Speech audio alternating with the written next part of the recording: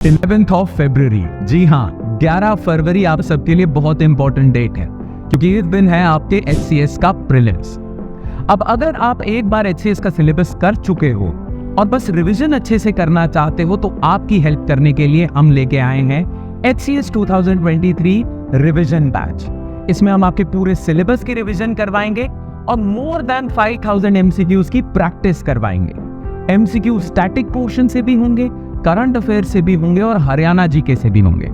तो अगर आप प्रॉपर रिवीजन करना चाहते हो, HCS प्रीलिम्स क्लियर करना चाहते हो तो हमें इस नंबर पे कांटेक्ट करो। We will help you out और आपकी रिवीजन प्लानिंग हम आज से ही स्टार्ट करवा देंगे। All the best for your prelims examination.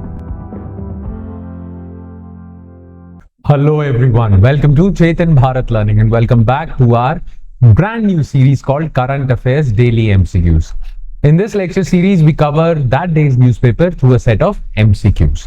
Now, आज जिस newspaper को हम cover करने जा रहे हैं, that will be 25th of November. Alright? तो बिना किसी देरी के let's start with question number 1. ठीक है? तो सीधा ही start करते हैं. Question number 1. Consider the following statements. Mycoplasma pneumonia is a viral disease that causes flu-like symptoms. Okay. Influenza A viruses are divided into subtypes based on two proteins on the surface of virus, hemagglutinin and neuraminidase. ठीक है, H और N.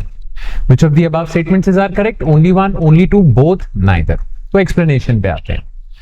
देखो, ये इसलिए news में था क्योंकि China में केसेस आ रहे हैं बहुत सारे। अब चाइना ने कहा है कि हमारे यहाँ केसेस आ रहे हैं कोविड की वजह से नहीं, न्यूमोनिया की वजह से।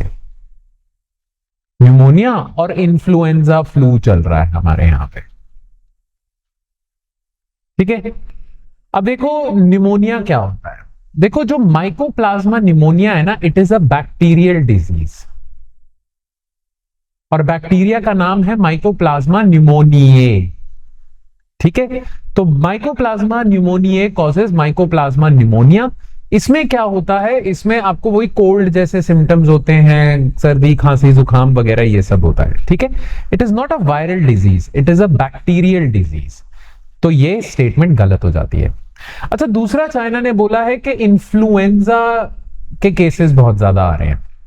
अब इन्फ्लुएंजा जो वायरस होता है ना, खासकर जो इन्फ्लुएंजा टाइप ए वायरस होता है, वो जनरली ऐसे होता है HXNY। ठीक है, तो अगर H5N1 वायरस है तो हम बर्ड फ्लू कह देते हैं, H1N1 है तो हम कह देंगे आपका स्वाइन फ्लू हो गया, है ना। तो ऐसे जो इन्फ्लुएंजा वायरसेस हैं उसके बहुत सारे टाइप्स हैं, वो डिफरेंट टाइप्स होते हैं H और N के डिफरेंट नंबर से। अब H और N क्या है? ये जो इन्फ्लुएंजा वायरस होता है ना, इसके सरफेस पे दो प्रोटीन्स होते हैं, एक होता है हेमाग्लूटिनिन और न्यूरामिनिडेज। तो हेमाग्लूटिनिन होता है H, इसका कोई नंबर होता है, और N होता है न्यूरामिनिडेज। तो H का कोई नंबर और N का कोई नंबर, इसके डिफरेंट कॉम्बिनेशन से ही ये डिफरेंट वायरसेस निकलते हैं। क्लियर? तो सेकेंड स्टेटमेंट बिल्कुल सही है। Alright, answer is B, only 2। Alright, question number 2. Consider the following statements regarding rare diseases. Most rare diseases are also termed as orphan diseases. Okay. Wilson's disease is a form of rare disease that causes psychiatric symptoms. Okay. Gaucher's disease is a metabolic condition that is responsible for body's inability to break amino acids. ठीक है. Next, government provides financial support of up to 20 lakhs under umbrella scheme of Rashtriya Arogya Nidhi for rare diseases. Select the correct option from below. Only one statement is correct, only two statements, only three, all four statements are correct. Now देखो, rare diseases क्या होते हैं? ये वो diseases होते हैं जो बहुत कम लोगों को होते हैं। 1 in every 5000 to 6000 लोगों को होते हैं। ठीक है, अब क्योंकि rare diseases बहुत ज्यादा rare होते हैं, इसीलिए फार्मास्यूटिकल कंपनीज इनके लिए दवाइयां बनाती ही नहीं है। उसका कारण ये है कि दवाइयां बनाने के लिए, मेडिसिन बनाने के लिए बहुत ज्यादा कंपनीज की रिसर्च लगती है, उसमें बहुत पैसा खर्च होता है, फिर क्लिनिकल ट्रायल्स में बहुत पैसा खर्च होता है, फिर दवाइयां बनाने में बहुत खर्च होता है।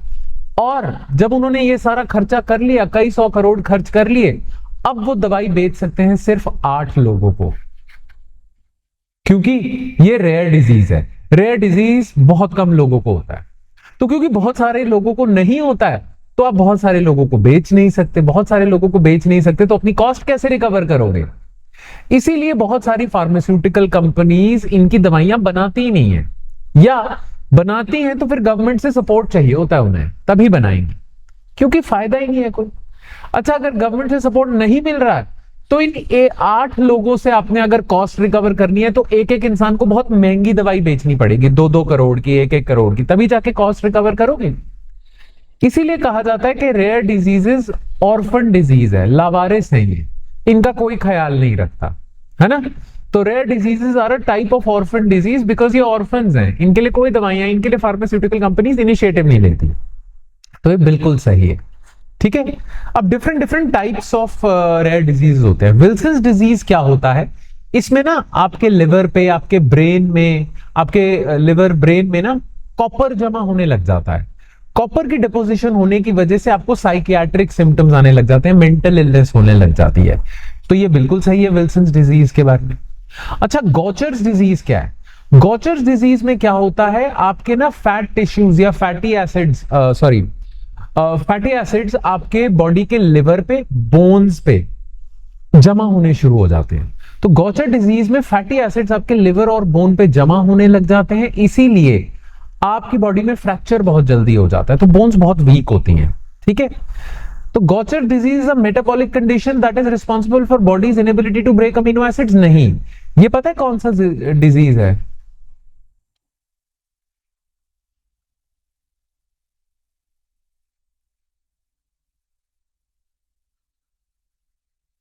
टायरासोनीमिया।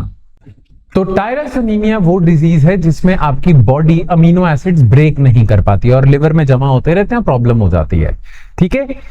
गॉचर डिजीज में फैटी एसिड्स आपके बोन्स पे जमा होने लग जाते हैं जिससे फ्रैक्चर हो जाता है, तो ये गलत है।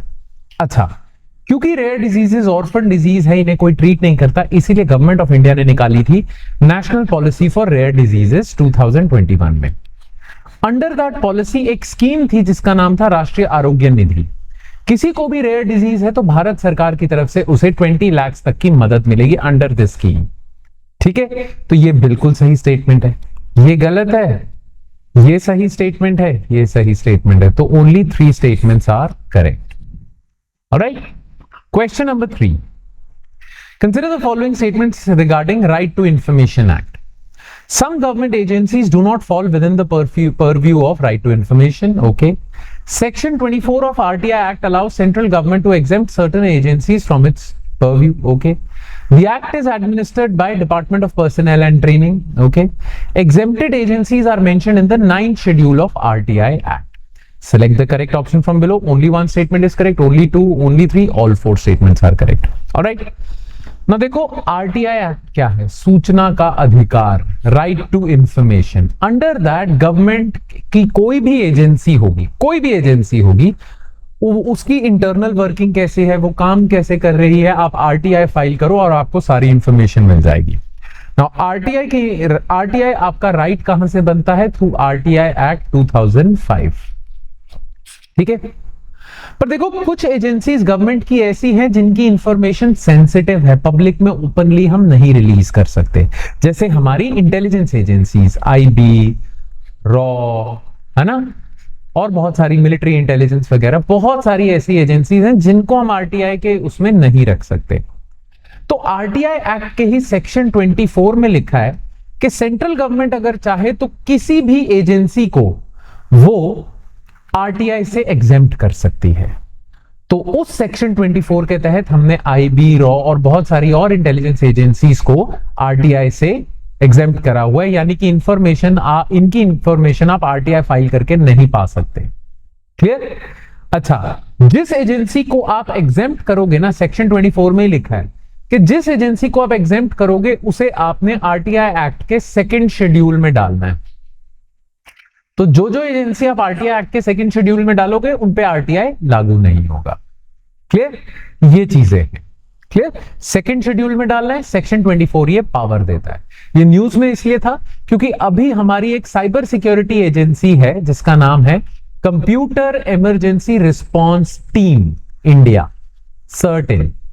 इसको अभी रिसेंटली 2nd शेड्यूल में डाल दिया है और जैसे ही सर्टेन को आपने सेकंड शेड्यूल में डाला है, अब सेकंड शेड्यूल में टोटल 27 एजेंसीज हैं जो एग्जेम्प्ट हैं आरटीआई से। क्लियर? तो some government agencies do not fall within the purview of right to information, बिल्कुल सही, सेकंड शेड्यूल वाली है वो। Section 24 of RTI act allow central government to exempt certain agencies from its purview, बिल्कुल सही। अच्छा, RTI act को administer कौन करेगा? तो ministry of personal grievances and public addressal, ministry of personal and public redressal जो है, उस मिनिस्ट्री के अंडर एक डिपार्टमेंट है called department of personal and training, DOPT. तो डीओपीटी एडमिनिस्टर करता है आरटीआई एक्ट को, तो ये स्टेटमेंट बिल्कुल सही है। Exempted agencies are mentioned in the 9th schedule of RTI Act, नहीं, second schedule of RTI Act, तो ये गलत है। Only 3 statements are correct. Answer is C. Alright. Question number 4. अच्छा, सिकल सेल अनीमिया से रिलेटेड हमने कल क्वेश्चन कर लिया था, पर कुछ और इंफॉर्मेशन जो आपको पता होनी चाहिए। Consider the following statements regarding sickle cell anemia. India has the highest burden of this disease. Okay. The disease primarily affects tribal population in India. Okay. National Sickle Cell Anemia Elimination Program aims to eliminate this disease by 2030. Casgevy is a genetic therapy used to treat this disease. Select the correct option from below. Only one statement is correct. Only 2, only 3, all 4. Now देखो, sickle cell anaemia है क्या, वो तो हम कल discuss कर चुके हैं। अब उससे रिलेटेड कुछ और इंफॉर्मेशन आपके पास होनी चाहिए, उसके लिए मैंने ये क्वेश्चन डाला है। Now देखो, पूरी दुनिया में सबसे ज्यादा केसेस सिकल सेल अनीमिया के जिस भी देश में हो, इंडिया में सेकेंड हाईएस्ट केसेस हैं। ठीक है, तो India has the second highest burden of sickle cell anaemia. तो पहली स्टेटमेंट गलत हो जाती है, it's not the highest, it's second highest. ठीक है। अच्छा, इंडिया में जितने भी लोगों को सिकल सेल अनीमिया है, ज्यादातर लोग हैं ट्राइबल पॉपुलेशन के, तो ये बिल्कुल ठीक है। अच्छा, इंडिया में सिकल सेल अनीमिया है, इसीलिए भारत सरकार ने, गवर्नमेंट ऑफ इंडिया ने एक प्रोग्राम लॉन्च किया था, national sickle cell anaemia elimination programme. इसके तहत हमने सिकल सेल अनीमिया बिल्कुल ही खत्म कर देना है बाय 2047। ठीक है, नॉट 2030, तो ये भी गलत है। अच्छा, ये न्यूज में क्यों था सिकल सेल अनीमिया? क्योंकि हमने कल बात करी है, क्रिस्पर कास9 टेक्नोलॉजी, जेनेटिक थेरेपी से इसे क्योर कर दिया गया है ना। और कहां करा है? यूके में करा है, क्योंकि यूके में ही लाइसेंस है, अप्रूवल है सिकल सेल अनीमिया के लिए ये टेक्नोलॉजी यूज करने का। अच्छा, ये जो जेनेटिक थेरेपी है, इसका नाम है क्रिस्पर, तो टेक्निक है। ये जो पूरी थेरेपी है जिससे सिकल सेल अनीमिया ठीक होता है, उसका नाम है कासगेवी, यूके में जो अप्लाई हुई है। तो ये बिल्कुल सही है। क्लियर? तो only 2 statements are correct. Alright, question number 5। Consider the following statements. India's original constitution contained 395 articles and 12 schedules. Okay. A significant chunk of our constitution comes from Government of India Act 1935. Which of the above statements are correct? Only one, only two, both, neither.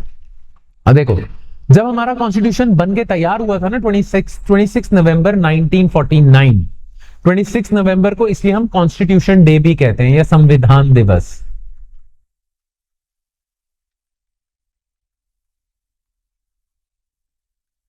तो 26 नवंबर 1949 को हमारा constitution तैयार हो गया था।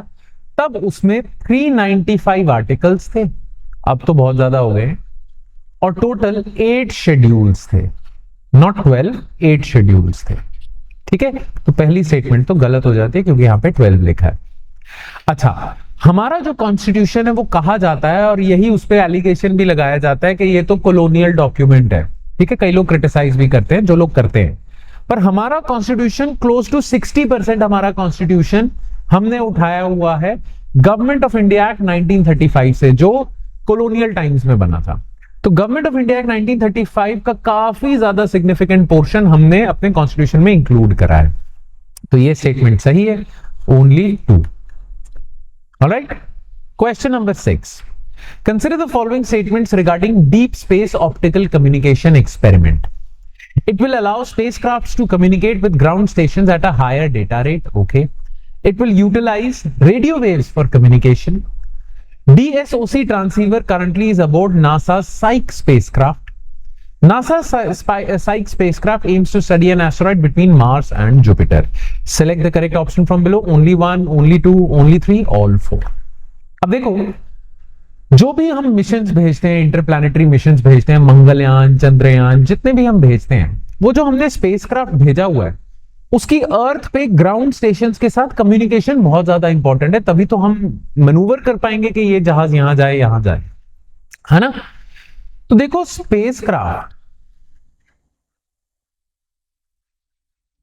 और ground stations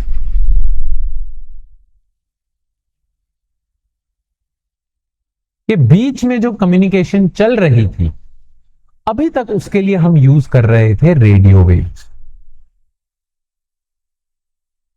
radio waves का क्या फीचर है कि इसकी जो वेवलेंथ है, चलो वेवलेंथ इसकी जो है वो तो बहुत ज्यादा है, इसी वजह से कोई भी बीच में ऑब्स्ट्रक्शन भी आती है ना, इस रेडियो वेव को फर्क नहीं पड़ता है। पर इसकी तो रास्ते में कोई एस्टेरॉइड आ गया, कोई मौसम खराब हो गया, रेडियो वेव्स काम करती हैं। पर इसकी वेवलेंथ ज्यादा है, पर इसकी फ्रीक्वेंसी कम है। फ्रीक्वेंसी कम होने की वजह से ये ज्यादा डेटा नहीं ट्रांसमिट कर पाता, ज्यादा स्पीड नहीं है इसकी डेटा की, है ना। फ्रीक्वेंसी कम है, कम डेटा धीरे धीरे आता है। क्लियर, ये प्रॉब्लम है। अब हम हाई स्पीड कम्युनिकेशन चाहते हैं। अब हमने क्या सोचा है, नासा ने क्या सोचा है कि ये जो कम्युनिकेशन है ना, इसको हम करते हैं रेडियो वेव में, नियर इंफ्रारेड रेज में। नियर इंफ्रारेड का क्या है कि इसकी फ्रीक्वेंसी ज्यादा है, तो ज्यादा डेटा आप ट्रांसमिट कर सकते हो, पर हां इसकी वेवलेंथ कम है। वेवलेंथ कम होने की वजह से ऑब्स्ट्रक्शन से इस पे नुकसान हो सकता है। पर आपने टेक्नोलॉजी ऐसी बनाई है, मतलब आपने जो भी इंजीनियरिंग ऐसी करी है कि कम वेवलेंथ का नुकसान नहीं होगा और हाई फ्रीक्वेंसी का फायदा हो जाएगा, ज्यादा स्पीड पे डेटा आप भेज पाएगा। अब ये जो नासा का एक्सपेरिमेंट था, इसको हम कहते हैं डीप स्पेस ऑप्टिकल कम्युनिकेशन। इसका जो ट्रांसमीटर है और रिसीवर है वो नासा ने अभी अपने स्पेसक्राफ्ट कॉल्ड साइक पे डाला हुआ है। और साइक स्पेसक्राफ्ट और नासा के ग्राउंड स्टेशन के बीच में कम्युनिकेशन हो रही है यूजिंग DSOC। तो नासा ने एक्सपेरिमेंट सक्सेसफुली रन कर दिया है। ठीक है, ये चीज है ताकि हाई स्पीड डेटा ट्रांसफर हो, डेटा रेट हाई हो। क्लियर। अच्छा, नासा का ये जो स्पेसक्राफ्ट है, इसे भेजा हुआ है आपने मार्स और जुपिटर के बीच में है एस्टेरॉइड बेल्ट। वहां पे एक एस्टेरॉइड जो आयरन और निकल में रिच है, उसको स्टडी करने के लिए आपने भेजा है इसे। तो एस्टेरॉइड बेल्ट में मार्स और जुपिटर के बीच में साइक स्पेसक्राफ्ट जा रहा है। क्लियर। उस पे DSOC है जो नियर इंफ्रारेड में कम्युनिकेट करेगा, जिसकी वेवलेंथ तो रेडियो वेव से कम है पर फ्रीक्वेंसी ज्यादा है, इसलिए स्पीड ज्यादा होगी। ठीक है, तो it will allow spacecrafts to communicate with ground stations at a higher data rate. बिल्कुल सही। It will utilise radio waves for communication, ना नियर इंफ्रारेड रेज। ठीक है, ये गलत है। DSOC transceiver currently is aboard NASA Psyche spacecraft। बिल्कुल सही। Psyche spacecraft aims to study an asteroid between Mars and Jupiter। बिल्कुल सही। ठीक है, only 3 statements are correct। Alright, and with that we conclude today's session। Thank you so much for watching everyone, and I'm sure it added value to your preparation। ठीक है, बाकी make this lecture series a part of your daily routine, बहुत फायदा होगा। चलो, thank you so much everyone। I'll see you next time with another set of MCQs। Thank you। Thank you so much, Chetan Bharat Learning, for your support. The faculty is they're really experienced, Chetan sir and all the other faculties. I had a very good experience with CBL team. The mock interview was very helpful. Thank you, CBL. Thank you so much, CBL. अच्छा experience है. Thank you. Come to CBL for your HCS preparation. They have helped me through prelims, mains, and now interview.